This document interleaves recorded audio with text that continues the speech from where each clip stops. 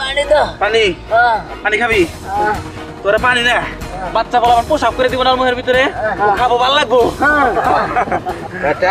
জন্মের আগে বাপটারে খাইছস এখন আবার তোর মা ওটা মা মারা গেল ফাঁসি নিয়ে তোরে তো সমানে তোর নিগা তোরে তো মারতে মারতে গ্রামের বাইরে নিয়ে ফেলাই দিই।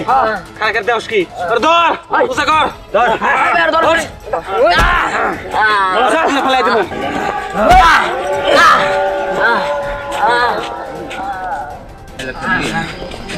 তোর মায়েরা কোনোদিন শান্তি পাইল না, আজকে তোর একবার সাহায্য দেবো। এই ঘন জঙ্গল খেলাম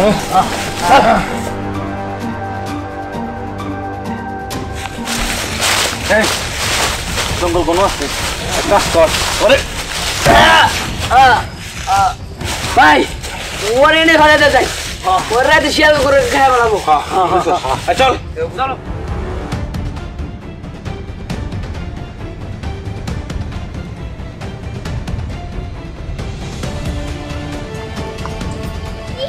অবস্থা ওদের বাসায় আসলেই আমার ভয় করে, এদিক দিয়ে আসতে কি হয়ে যায় আমার তো খুব ভয় করে। কিন্তু জানিস তোকে যদি আমি মেন রোড দিয়ে নিয়ে যেতাম তাহলে অনেক সময় লাগতো, আর এর জন্য শর্টকাট রাস্তা দিয়ে তো নিয়ে যাচ্ছিলাম। আচ্ছা চল যাই। এর জন্য আমি এই রাস্তা দিয়ে আসতে চাই না, আবার ফুটটুত না তো না, মনে হয় ওরকম কিছু হবে না।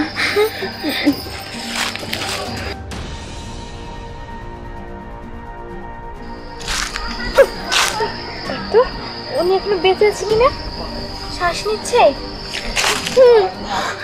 তার মানে লোকটা জীবিত, কিন্তু এভাবে এখানে কি ফেলে গেল? তাই তো কি করব, চল আমরা চলে যাই।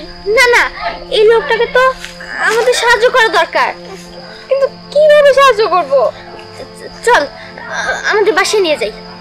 ঠিক আছে চল।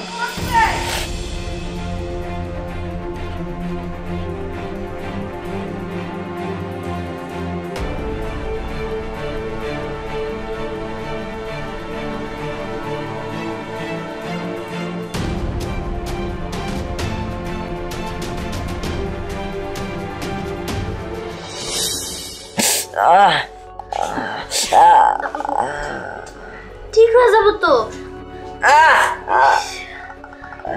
ঠিক আছে, তুলে নিয়ে আসলো না। আমার এই ধরনের আদিকা ভালো লাগতেছে না। আহা তুমি একটু চুপ থাকো না, দেখতেছো তো ছেলেটা অনেক অসুস্থ। দেখতেছি তো, তুমি চুপ করো। হ্যাঁ এখানে নিয়ে আসতে হইব, আর কোনো জায়গা ছিল না। আরে কিভাবে বুঝামু, ছেলেটা অসুস্থ, আমার মেয়েটা তো ঠিক আছে। তাই বলে কি বাসায় নিয়ে আসতে হইব? ও কি ছেলে চিনে না আমরা চিনি? মানবতা বলতে তো একটা জিনিস আছে, এই ছেলেটাকে যদি এইভাবে ফালাই রাখতো কে জানে, আল্লাহ জানে, মারা তো যেতে পারতো। আরে চুপ করো তো, মানবতা। আজকে যদি একটা দুর্ঘটনা ঘটে তখন তোমার মানবতা কই যাইব? কিচ্ছু হবে না বললাম তো, তুমি চুপ করো তো। মা, একটা অসহায় ছেলের আমি সাহায্য করতেছি, তুমি কি না আমারে উৎসাহ দিবা? তার আগে তুমি আমার এরকম ভাবে কথা শোনাইতেছো না। তোমাদের এই সমস্ত কাজে আমি উৎসাহ দিতে পারতাছি না, কারণ এইখানে পুরোটাই হলো বিপদের আশঙ্কা দেখতেছি আমি। বুঝতে পারছি। আচ্ছা বাবা, আমি না তোমার ডাক্তার আনতে বলছিলাম, ডাক্তার কই? আরে ডাক্তার আমি ফোন দিছি, ডাক্তার এলো বলে। কি আবার ডাক্তারও খবর দিছো? ওই তো ডাক্তার সাহেব চলে আসছে। আসসালামু আলাইকুম। জি ওয়ালাইকুম সালাম।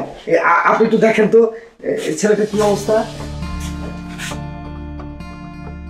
না, ছেলেটার তো অনেক ইনজুরি হয়েছে, কেমন করে হলো? আসলে আমি সব কিছু জানি না।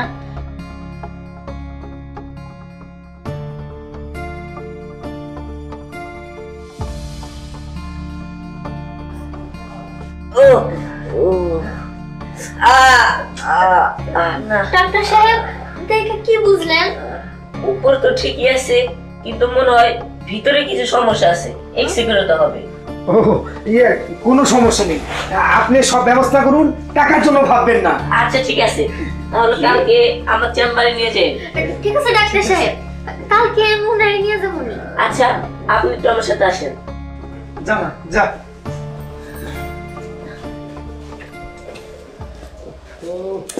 কি বললো আবার 100 কয় দিব? তুমি কি কইলা? টাকা যা লাগে তাই দিব না? কত টাকা মাঝে খুঁজে তুমি? হ্যাঁ শুনে ফেলবে। আর পারি না বাবা, রক্তগুলো তো ঠিক মতো মুছে নেই।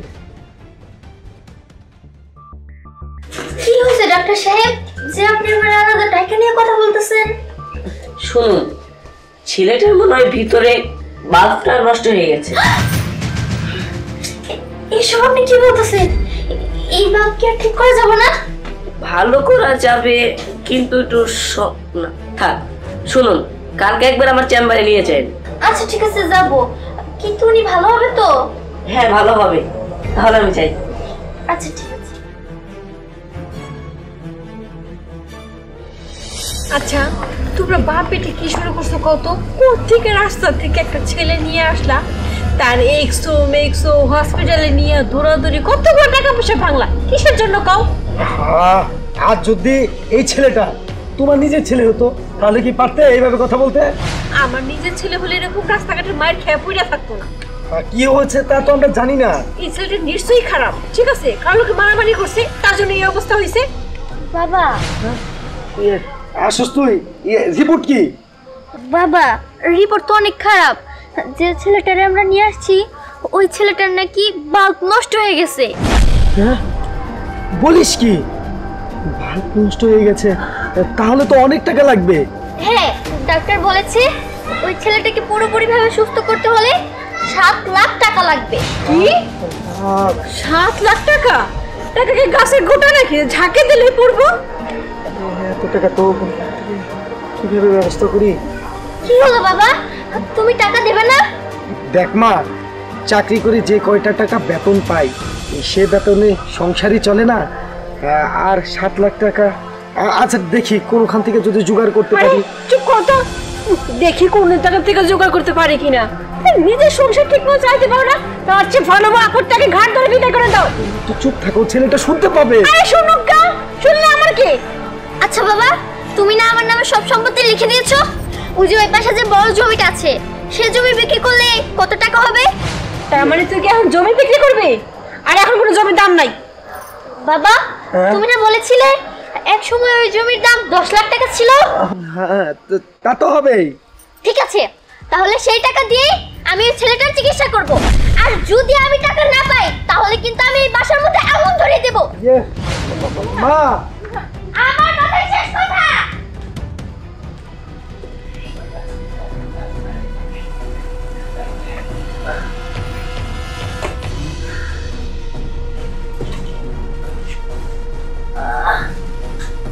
আরে আপনি বসে বসে এগুলো কি করতেছেন?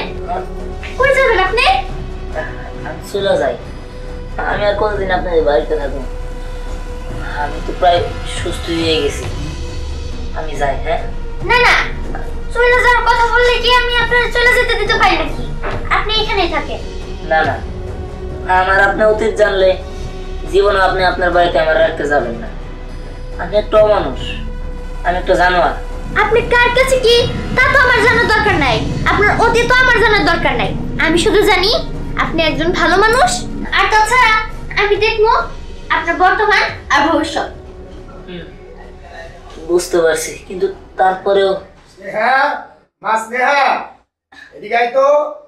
আপনি থাকেন, আমার বাবা মায়ের ডাকতেছে, আমি আসি। যান। যাই একটু বাইরে যাই।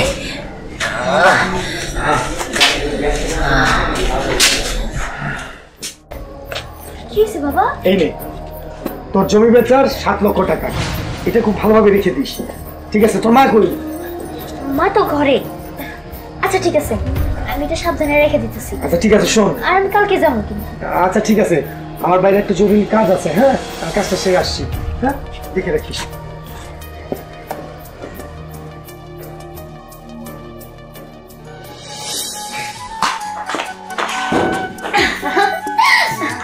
জানো দিহান, আজকে না আমি অনেক খুশি। খুশি লাগতেছে কেন? খুশি লাগতেছে কেন?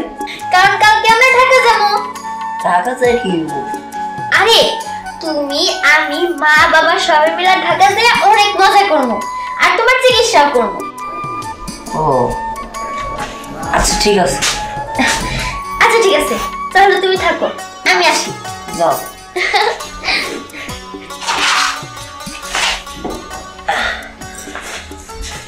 বাঁচাবো, তাই না?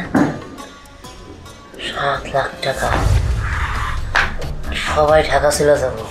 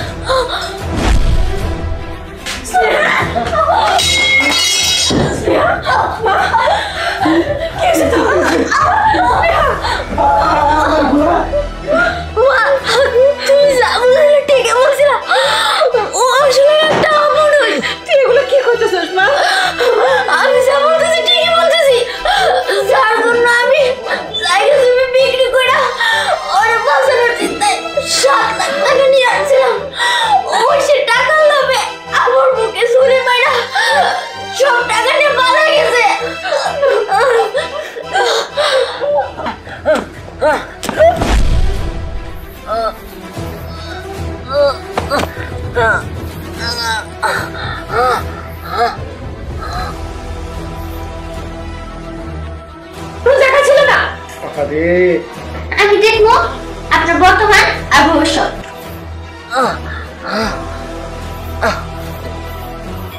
এটা আমি কি করলাম?